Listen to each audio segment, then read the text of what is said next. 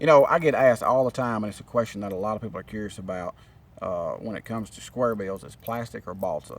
And there's kind of a few things that I can kind of tell you that I use as a rule of thumb when I make a choice, whether I choose my Jack Alaska Squarebill or my Black Label Squarebill as to which one I'm going to throw.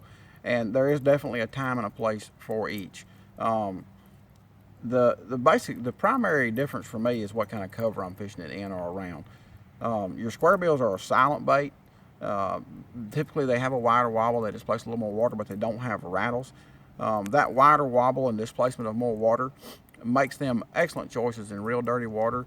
And typically, your squarebills, your balsa ones, are going to come through cover better for some reason. They're just more buoyant, and they actually have more of a reverse ability because because of the way they're built. They're real weight forward, and they have more of a reverse ability to back out of cover. If you crank this into the crack of a tree or something like that, the fork of a branch, this bait's going to back its way out of there much easier than a plastic bait will.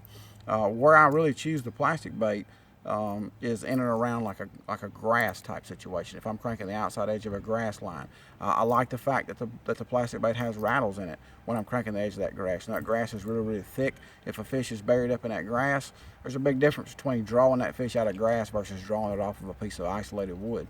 Um, the rattles, I think, help the fish come out of the grass and get the bait. It lets them know the bait's there. The plastic bait will actually rip out of grass better and cleaner than what a balsa bait will. So, you know, there's definitely a time and a place for both, and you definitely need to have both in your boat.